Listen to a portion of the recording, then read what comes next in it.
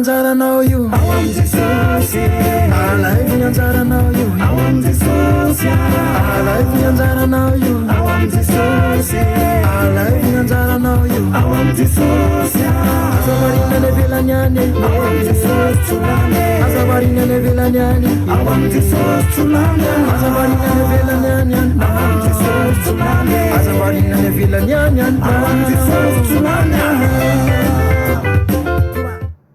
Haleluya, tiraina Jesosy mbola mahafaly andray no miarahaba antsika tsirairay avy amin'izao fotoana izao natratra ty andro anio ty fiadanan'ny tompo tononona aminao sy ny ankohonanao ary ny ao atokantranonao. Arapainy ianao amin'izao fotoana izao mbola nomeny Jesosy tombonandro ko ankehitriny dia manasa antsika tsirairay avy hiara eo ambavaka hivavaka ao an-tenin'Andriamanitra, hivavaka ao an-tenantsika tsirairay avy andray izay sahaza antsika araka ny tenin'Andriamanitra izay omeny antsika. Manasa antsika ary hivavaka amin'izao fotoana izao. Eny Jesosy Kristy tompo malalanay eo tsy hainay tsisy oatra ny anaranao noho ny fahasoavanao sy ny famindramponao. Tsy ny herinay na ny soa vitanay na ny fahalalànay Jesosy eo fa noho ny fitarihan'ny fanainao masina ary noho ny fahasoavanao mbola matoy izao anay. Eny fa ny famindramponao izay vaovao isa-maraina no tsy mahalany ritra anay Jesosy koa ndretondray zahay hiaino ny teninao eto androany mitenena amin'ny alalan'ny mpanomponao Jesosy eo. Ianao no anendry ny lelako tahaka nefa toy ny efa mahay Jesosy ny fanainao masina no hitarika eto androany ary anomana ny fony tsirairay avy izay mandresy miaino ary mampandroso izao teninao izao androany Jesosy eo. Mitenena aminay tompo miasa magaga ao anatin'ny fonay tsirairay avy, hitondra hery ho an'ny fanahinay, hitondra aina ho an'ny nofinay, ampatanjaka ny finoanay sy ny ampanahinay ny teninao izay ho zaraina aminay eto androany. Misaotra indrindra Jesosy eo amin'ny anaran'i Jesosy Kristy velona avy Nazareta nanaovanay izao teny izao. Teraina Jesosy. Efa mamarana ny lohateny izay nomentsika an'ity volana ity sika amin'ity anio ity teny hoe Anjara voatendry. Izay ny lohateny novoaboasintsika nozaraina amintsika tamin'ity volana ity. Teraina ny tompo. Ko ankehitriny ary hijery soratra masina isika nohony amin'izany tenin'Andriamanitra izany ao am-pokiny Isaia 7:20 andininy voalohany vakitsika ny teny amin'ny anaran'i Jesosy.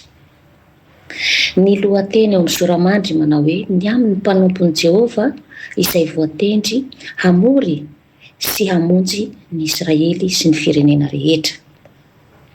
Miaino ahy ry nosy ary atongy lany ny sofinareo ry firenena lavitra. Jehova efa niantso ahy hatrany am-boka hatry ny fony aho mbola tao akibony neny no efa nankalazainy ny anarako. Teraina Jesosy. Ny soratra masina eto dia milaza amintsika miariary momba ny hoe anjara voatendry. Nanendry olona anankiray izy, niantso olona anankiray izy, niresaka tamin'ny Isaia izy. Teraina ny tompo satria efa nametraka izany hatrany mbola tany akibo izy mbola tsy mbola nateraka izany olona anankiray dia efa fantatry Jehova, ny fantatry Jesosy ny momba ny fiainany ary efa namolavola izany izy hoe nametraka izany ty olona ity dia izao no anaovako azy. Dia izay ilay anjara voatendry anendreny ny tsirairay avy. Haleluya. Dia ahoana ary isika ahoana no hiainana amin'izany anjara voatendry izany. Dia ny voalaza ny soratra masina eo fa misy nanendry tao dia mila fantaritsika tsirairay avy hoe iza ilay mpanendry. Rehefa fantatsika ilay mpanendry dia mazava ho azy ho fantatsika koa hoe inona no anjara voatendry. Ary ny anjara voatendry izany dia hoe tsy hita raha tsy eo amin'ilay mpanendry. Ao amin'ny mpanendry ianao vao mahafantatra hoe izao ny anjara voatendry fa raha tsy ao aminy ianao tsy fantatra ao satria olo-kafa tsy mahafantatra hoe inona no tendrena atao ho aminao, ho amin'ny fiainanao. Teraina ny tompo. Noho izany raha isika zanak'Andriamanitra dia Andriamanitra mihitsy no mpanendry atsika. Dia raha tsy ao amin'ny Jesosy isika, tsy ao amin'Andriamanitra isika dia tsy hahafantatra hoe inona ilay zavatra efa nomanina sy anjara voatendry eo amin'ny fiainantsika. Ary rehefa manomboka ny fifandraisana lalina amin'ny alalan'i Jesosy Kristy isika dia izany no zava-dehibe indrindra ahafantaratsika, anakekezantsika hoe aiza ho aiza marina ny lalana makany amin'ilay nanendrena ahy. Inona ny nanendrena ahy? Dia raina ny tompo. Satria isika tsirairay avy dia noforonina mba hanana fifandraisana amin'Andriamanitra ilay mpamorona antsika. Izy no namorona antsika, noho izany ilay mpamorona efa namolavola, efa nametraka anjara voatendry ho an'ny olona tsirairay avy araka ny namoronany azy. Dia izaho senao izany. Noho izany mila mitandrina ny teniny isika, mila mitandrina ny baikony isika, mila mihaino ny feony isika, mila mankatoa izay lazainy isika, satria izy no nahary antsika, izy no namorona antsika, ary izy no nanendry antsika mametraka izay anjara voatendry ho antsika tsirairay avy izay. Dia ny baiko sy ny toromarika omen'Andriamanitra dia tsy aiza izany fa ao amin'ny teniny, ao amin'ny soratra masina, ao amin'ny baiboly, ao no lalana makany amin'ny fiainana voatendry ho an'ny olona anankiray, ho antsika tsirairay avy, ho azy ho anao. Dia mitandrina izalazainy soratra masina, izany no mitondra fitahiana ho antsika, izany no mitondra lalana ho antsika. Mahatonga ny baiboly milaza hoe fanilo ny tongotro sy fanazavany lalako ny teninao. Satria Jesosy ilay Andriamanitra nahary antsika tsirairay avy dia izy no efa namorona, nametraka hoe tia ny anjara voatendry ho an'ity olona anankiray ity. Ka raha tsy mihaino ny feony isika dia ho lasa diso lalana, tsy ahita ilay lalana makany amin'izay nanendreny antsika. Dia raina ny tompo. Halleloja. Ary izany anjara voatendry izany tsy nataony ho an'olona ratsy, fa matoa nametrahany anjara voatendry ny anankiray dia nivolavolainy hoe nataony hoe tsara. Hitantsika fa any amin'ny bokin'ny Genesisy rehefa nanao ny lanitra sy ny tany Andriamanitra sy izay rehetra eo aminy dia hitany fa tsara izany. Dia tahaka izany koa namoronany antsika olombelona, namoronany ahy sy anao dia hitany fa tsara izany, hitany fa tsara aho, hitany fa tsara ianao. Izany no mahatonga antsika hoe tsy mametraka zavatra hafa ankoatra ilay nataon'Andriamanitra, fa iny no mahatsara antsika. Dia raina tompo. Satria lasa manampy azy indray isika, lasa hoe tsy mankatoa azy, lasa hoe tsy mankasitraka izay nataony, fa tsy ampy ny nataonao indro Jesosy fa aleo ampipiko kely, amboamboariko kely, fa ianao tsy mahay, fa za mahay bebe kokoa noho ianao. Dia raina ny tompo. Halleloja. Ohatran'ireny le manamboatra hoe asiana botox, asiana an'izao, asiana alebiazina ny tratra, alebiazina ny lamosina, alebiazina ny tehezana na akelezana indray, anapahana na anasorana na anampiana. Reny dia ny hoe tsy afa-po amin'ilay nanamboaran'Andriamanitra azy, amin'ilay nanendrena azy. Natao vehivavy izy dia lasa teo lehilahy, tsy afa-po izy izany.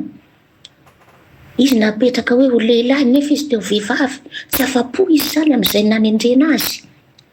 Dia manomana zavatra hafa, manampy endrika hafa. Dia raina Jesosy, lasa hoe tsy mankatoa na hoe tsy mankasitraka izay nataon'Andriamanitra azy. Dia izay tsy misy anjara voafidy ho an'izay manohatra n'Andriamanitra araka ny voalazan'ny soratra masina.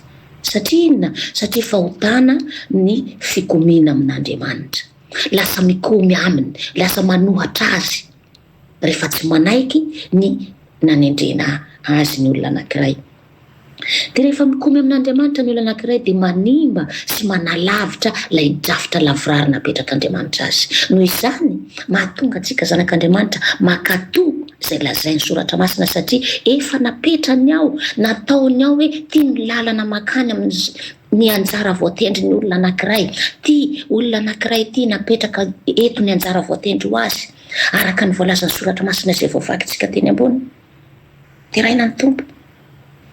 Izany mahatonga ny soratra masina miteny antsika hoe aoka hankatoa ny teny isika, ny tenin'Andriamanitra, fa tsy ho mpiaino manadino ka mamitaka ny tenantsika tsirairay avy. Dia raina Jesosy.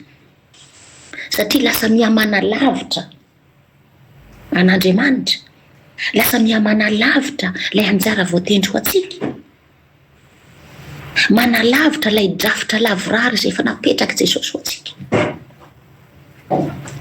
Dia izay mividy ny ratsy dia manimba ny ho aviny. Dia raina ny tompo.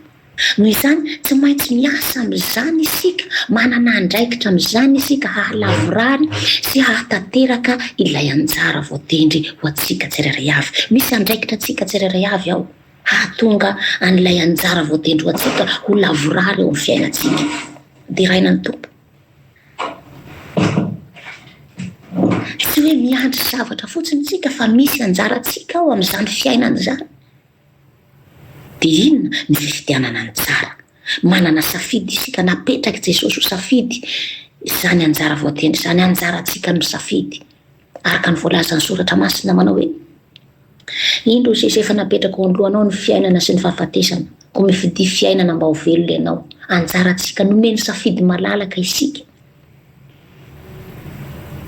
Tsy nanery izy fa nampahafantariny, izay le hoe ampahafantariny atsika hoe misy anjara voatendry ao ho atsika tsirairay avy, fa anjaratsika misafidy hanaraka an'iova isika, te hahazo an'iova isika, raha te hahatanteraka an'io amin'ny fiainatsika isika, dia miaino sy mankatò izay lazain'ny soratra masina amin'ny fitarihana amin'ny fiainatsika, ahatonga atsika hahazo izany anjara voatendry izany. Dia raina Jesosy.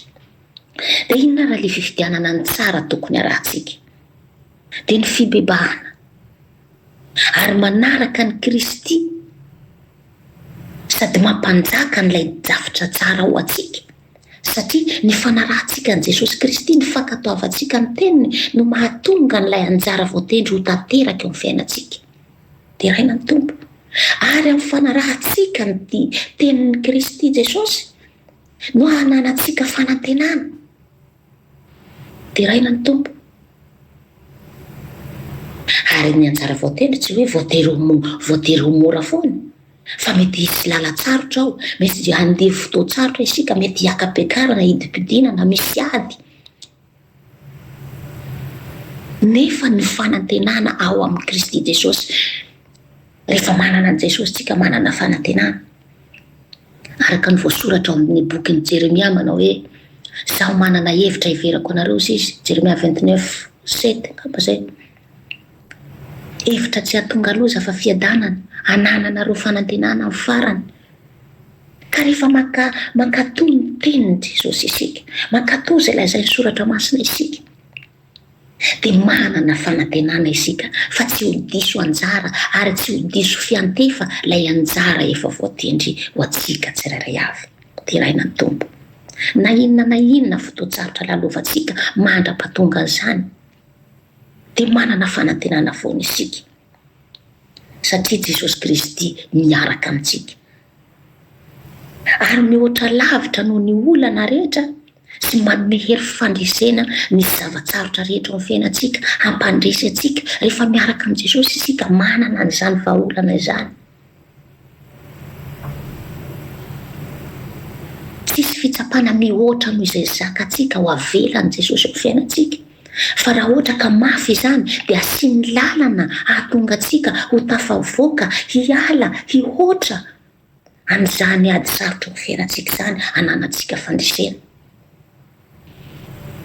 Ary ilay anjara voatendry eo amin'ny fiainatsika dia miaraka amin'ny Kristy no hananantsika hery ahafahantsika mahatratra izany na hitazona izany anjara voatendry izany, satria ny herin'i Jesosy Kristy sy ny teniny no mamolavola ny lalantsika. Raha mankatò ny teniny isika, dia iny ilay fanilo ny tongotsika, hitarika atsika makany, fahazavany lalantsika, hanoro atsika hoe iny le hoe fanondro lalana, hitarika atsika hoe aiza ilay anjara voatendry makary. Iny le mpanao andehanantsika, arahantsika, dia ny fankatoavantsika ny tenin'i Jesosy. Ary amin'izay fotoana izay rehefa mankatò azy tsika, manana hery sady feno fanantenana mandra-pahatonga n'ilay fotoana hahatanterahana ilay anjara voatendry ho atsika tsirairay avy. Dia raina Jesosy.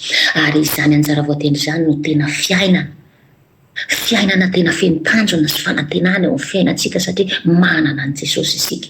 Jesosy ilay nantenaina.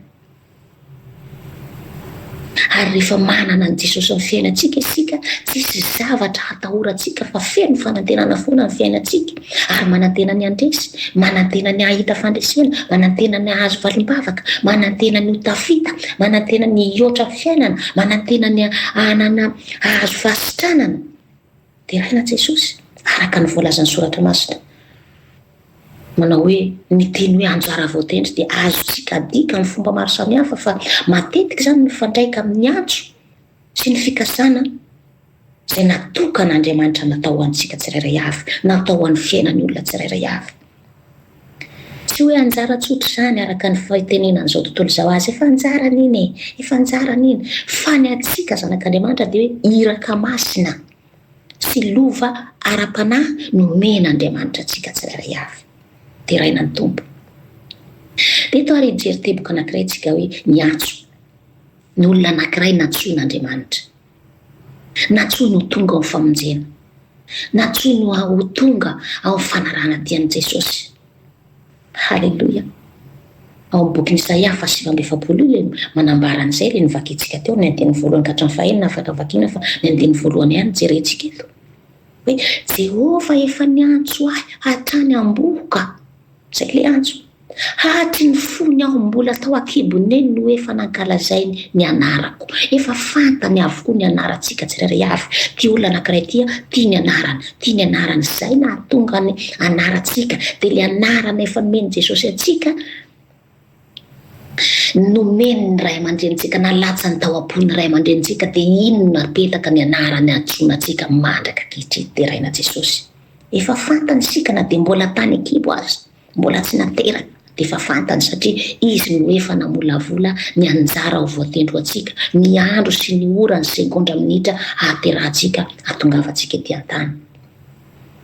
Noho izany, rehefa Andriamanitra efa nahalala sy manana drafitra tsara ho antsika tsirairay avy, na dia mbola tsy teraka azy isika, noho izany tsy kisendrasendra ny fiainanao, fa misy tandrona manokana voatendrin'i Jesosy Kristy ho anao. Dia noho izany, tsy mipetrapetraka fotsiny akory isika rehefa hoe misy tandrona na hoe manana anjara voatendry, fa mila miezaka isika mitady sy mahafantatra izay anjara voatendry ho antsika tsirairay avy ao amin'ny Kristy Jesosy nitadiavantsika azy. Fa tsy any amin'izao tontolo izao, satria lasa diso lalana rehefa makany amin'izao tontolo izao. Izay mahatonga antsika hoe mandray an'i Jesosy, dia hoy Jesosy hoe izay ty ahy dia mitandrina ny didiko. Rehefa manaraka ny didiny isika sy ny fitsipiny isika, mankatoa azy isika, dia izay lazainy soratra masina, iny no mitarika antsika makany amin'ilay lalana misy toerana na ny hoe fomba ahafantarantsika ilay anjara voatendry eo antsika tsirairay avy. Dia raina ny tompo. Manaraka izay dia hoe ny lova ara-panahy. Ao amin'ny Jaona 1:5-4 sy 5 afaka vakiana. Fa izao no voalaza eo ao. Fa izay rehetra naterak'Andriamanitra dia maharesy izao tontolo izao. Ary ny fandresena izay enti maharesy izao tontolo izao dia ny finoantsika. Izay ilay lovantsika ara-panahy, mandresy foana isika. Tsy resy izany ianao raha miaraka amin'ny Jesosy foana. Misy hira izay ihany, tsy resy izany ianao e, tsy resy izany ianao e, tsy resy izany ianao raha mbola mitoky amin'ny Jesosy foana e. Dia raina ny tompo. Raha manana ny Jesosy tsika tsy resy izany fa mivoaka mpandresy, satria tsika manana fanantenana. Ary ny finoantsika no entintsika maharesy izao tontolo izao. Ny finoanan'iza? Ny finoanan' Jesosy Kristy. Dia ilay anjara voatendry ho an'ny zanak'Andriamanitra izany dia tsy araka ny an'izao tontolo izao, fa lova lehibe avy amin'Andriamanitra. Dia izany lova izany no ahitantsika fanavotana, izany no ahitantsika fiainana mandrakizay, ary ny fandresena, ny fahotana sy ny ota no hitantsika ao anatin'izany lova ara-panahy izany. Amin'ny fanarahantsika dian'i Jesosy mivoaka mpandresitsika, mandresy ny fahotana isika, mandresy ny ota isika, mandresy ny aretina isika, ny zavatra mitranga hamely antsika, voaresitsika avoa satria manana an' Jesosy isika. Dia raina ny tompo. Halleluja.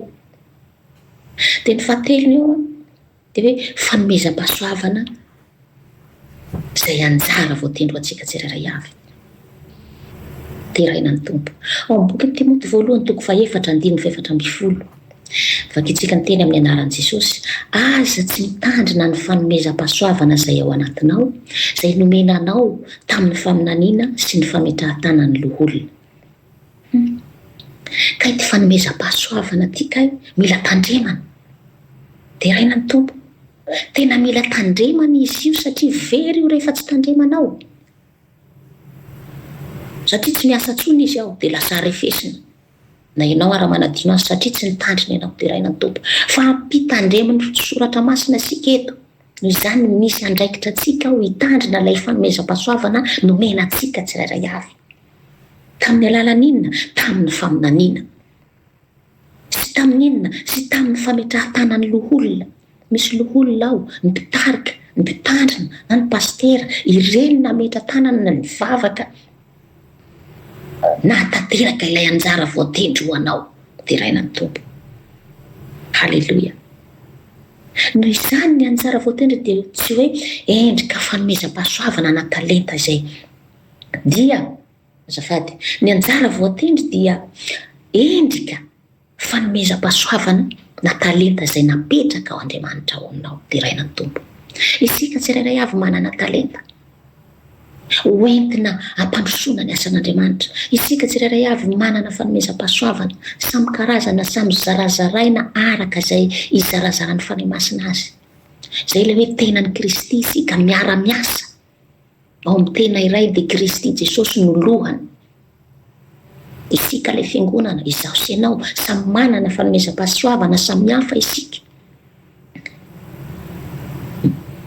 Samy manana ny maha-izy azy ny fanomezam-pahasoavana ao anatiko sy ao anatinao. Fa saingy mifameno, fa tsy mifanipaka, tsy mifamono. Teraina Jesosy. Haleloia. Ary manana adidy sy mitandrina ary mikolokolo mampiasa izany isika, izany fanomezam-pahasoavana izany mba ho voninahitr'Andriamanitra eo amin'ny fiainantsika. Fa rehefa tsy ampiasaintsika izy, tsy miseho ny voninahitr'Andriamanitra. Teraina ny tompo. Tahaka an'ireny talenta. Nisy nanao fanoharana Jesosy hoe nisy nizara talenta tao, ny mpampiasa ny tompony na nizara ny talenta ho an'ireo mpanompony. Dia ny ray nomena 10, ny ray nomena 5, sasany nomena 2, ny anankiray nomena anankiray. Dia nampiasainy ilay talenta ny teny tombo, fa ilay nomena anankiray tsy nahatoky tamin'ny azy fa naleviny. Satria izy nitsiriritra n'ilay manana maro. Ka raha ilay anankiray nomena azy ary tsy nampiasainy, tsy hainy nampiasa azy, ahoana moa no ahafahana manome azy talenta maro? Fa izay mahatoky amin'ny kely no tendrena ho mpanapaka ny be. Ary izy ny soratra masina koa milaza manao hoe izay kely ananany ary azy izy na dia izay kely ananany azy azy izy dia mbola ho alainamina satria izy tsy natoky. Tsy nampitomboiny azy fa naleviny dia nalaina taminy iny nomenany izay nahatoky. Teraina ny tompo. Izay mahatonga ny soratra masina eo miteny hoe aza tsy mitandrina ny fanomezam-pahasoavana izay ao anatinao, izay nomenanao tamin'ny faminaniana sy ny fametrahan-tanan'ny loholona. Timoty voalohany toko 4:5-4. Mila tandremana ny fanomezam-pahasoavana io ry havana. Teraina ny tompo. Satria io no ahafahantsika mahafantatra hoe kay ity ilay anjara voatendry ho ahy. Fa rehefa tsy ampiasainao ohatra ny tsisy dikany, tsisy ninninona. Haleloia. Faefatra, tsy manana anjara amin'izao tontolo izao ny zanak'Andriamanitra. Satria avy amin'Andriamanitra, avy amin'ny Jesosy ilay fanomezam-pahasoavana, ilay anjara voatendry ho anao. Noho izany tsy any amin'izao tontolo izao ny anjara voatendry ho anao fa ao amin'Andriamanitra, ao an-tranon'Andriamanitra. Teraina ny tompo. Ao amin'ny boky ny Mpitoroteny toko 7:9 manao hoe tsy manana anjara intsony mandrakizay amin'izay atao ety ambanin'ny masoandro izy. Tapany faharoa nalay koa fa misy tory hafa ny anambony any fa tapany kelina io zany malaza azy.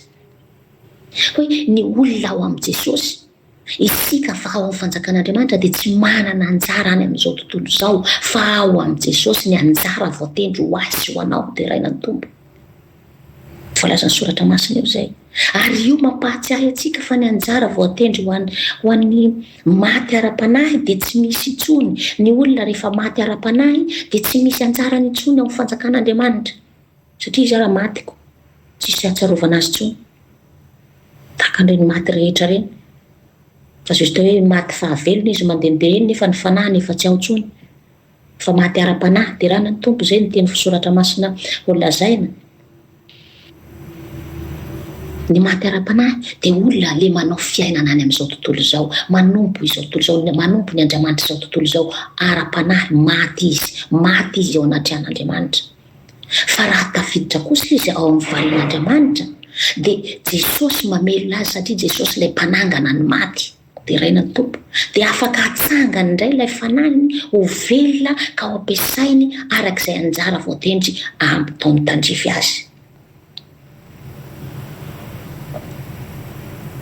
Dia raina ny tompo satria manome lanja ny anjara ara-panahy ananana mandritra ny fiainana eto an-tany izany. Raha velona amin'ny ara-panahy isika ao amin'ny Jesosy, raha mbola eto an-tany dia manana lanja le anjara voatendry ho antsika, le fanomezam-pahasoavana, ilay talenta ampiasaintsika ho fampandrosoana ny fanjakan'Andriamanitra. Ary noho izany mila mandray tsara ilay anjara voatendry ho antsika isika dia ny mbola velona, ary mila tandremantsika izany mba tsy ho very. Dia raina ny tompo koa noho izany mba fantatra ho ve ny anjara voatendry ho anao. Satria ny soratra masina eto miresaka hoe tsy kisendrasendra ny fisian'olona anankiray, tsy kisendrasendra ny fisiako sy ny fisianao, fa efa anjara voatendry hatrany am-boka. Dia efa napetraka Jesosy hoe tia ny anjara voatendry ho azy ho anao. Mba fantatra ho ve izany? Niezaka nafantatra an'izany ve ianao?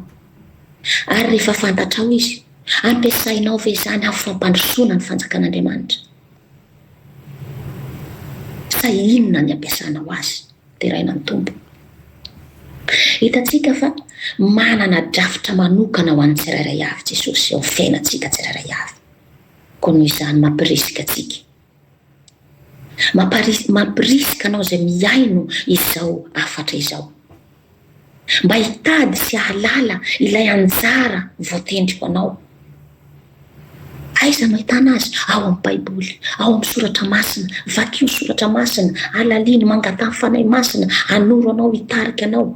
Fa ao no hanoro anao ilay anjara voatendry ho anao, mba hahatonga anao tsy hialina ny hafa, fa ilay tsy fahafantaranao hoe inona ny anjara voatendry ho anao, mahatonga an'ireny mifampialina ao am-piangonana ireny. Dia raina ny tompo. Fa rehefa fantatra hoe inona ny tandrify anao, dia tsy hialina n'izaniza ianao. Dia raina ny tompo. Fa amin'ny alalan'ny famakiana ny soratra masina, mianatra amin'ny Baiboly, arahanao vavaka dia miaina ao anatinao zay, tenenin' Jesosy ao anatinao, mba hafantariny fanahy masina anao hoe ity ilay anjara voatendry ho anao. Dia raina ny tompo. Ity ilay anjara fanomezam-pahasoava ho anao, ary ho ampiasainao ho voninahitry Jesosy. Aleloia. Ka noho izany, rehefa fantatrao sy tanterahinao ny anjara voatendry ho anao, dia ho feno fitahiana ny fiainanao, ary ho feno fanantenana ianao fa hanana ilay fiainana mandrakizay, satria mandeha araka izay nitarehan'ny fanahy masina ianao amin'ny anjara voatendry ho anao, miaina amin'ny fahamasinana, mandeha amin'ny fahamarinana, mitona fanahy ao amin'ny fanjakan'Andriamanitra, manitatra ny fiangonan'Andriamanitra. Dia raina Jesosy. Haleloia. Ary izany no ny antsonantsika tsirairay avy ao amin'ny famonjena, mba hitondra famonjena ho an'ny hafa. Noho izany fantaro ilay anjara famonjena ho anao, anjara voatendry ho anao, mba hahatonga ny hafa hitondra famonjena ho an'ny hafa, ka hahafantarany koa hoe inona ny anjara voatendry ho azy ao amin'ny fiainany. Dia raina ny tompo. Izay ny afatra azo nozaraina amintsika androany. Mankasitraka anao naharitra miaino an'izany fizarana izany androany, dia isika hivavaka hisaotran'i Jesosy noho izany tenin'Andriamanitra izany. Haleloia. Endry Jesosy Kristy tompo malalanay eo, tsy ny herinay na ny sainay na ny soavitanay no nahavitotosany izao afatra izao teto androany, fa misaotra anao noho ny fitarihan'ny fanahinao masina nitarika anay androany Jesosy, niteny ao am-bavan'ny mpanomponao, koa tehirizo izany teninao izany, tahio Jesosy eo hitoetra ny fona tsirairay avy izay mandray sy mandrety afatra te Jesosy, ka hitombo mba hahafahanay mahafantatra ny anjara voatendry izay efa voahomana ho anay tsirairay avy, ho entinay hanitatra ny fanjakanao Jesosy eo, hitona fanahy very, ho fo amin'ny famonjena. Misaotra anao indrindra zahay tompo, ako fanainao masina hitarika anay, hitantana anay mandrakariva, ho voninahitry ny anaranao. Amin'ny anaran'i Jesosy Kristy very lafay Nazaretanao anaovanay izao tonom-bavaka izao. Halleloia, amen. Dia mankasitraka antsika tsirairay avy naharitra ny ainao hatramin'ny farany. Fararesaka fitahina tena misy, miresaka famonjena tena misy, miresaka vakagana tena misy, fiainana mandrakizay zany tena misy. Alaiky ny anjaranao io ao am Jesosy, alaiky ny anjaranao io ao am Jesosy, alaiky ny anjaranao io ao am Jesosy, alaiky ny anjaranao io ao am Jesosy. Azavarina nevelany any ao am Jesosy tsolany, azavarina nevelany any ao am Jesosy tsolany, azavarina nevelany any ao am Jesosy tsolany, azavarina nevelany any ao am Jesosy tsolany.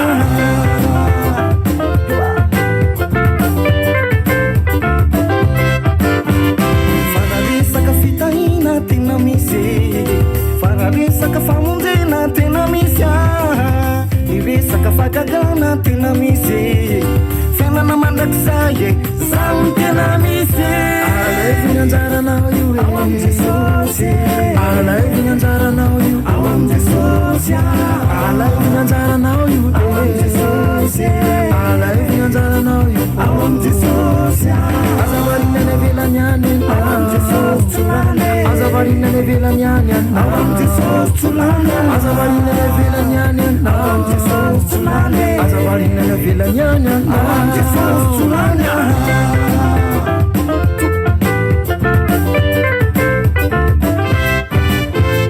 Azavarina nevelany any ao am Jesosy tsolany, azavarina nevelany any ao am Jesosy tsolany, azavarina nevelany any ao am Jesosy tsolany, azavarina nevelany any ao am Jesosy tsolany.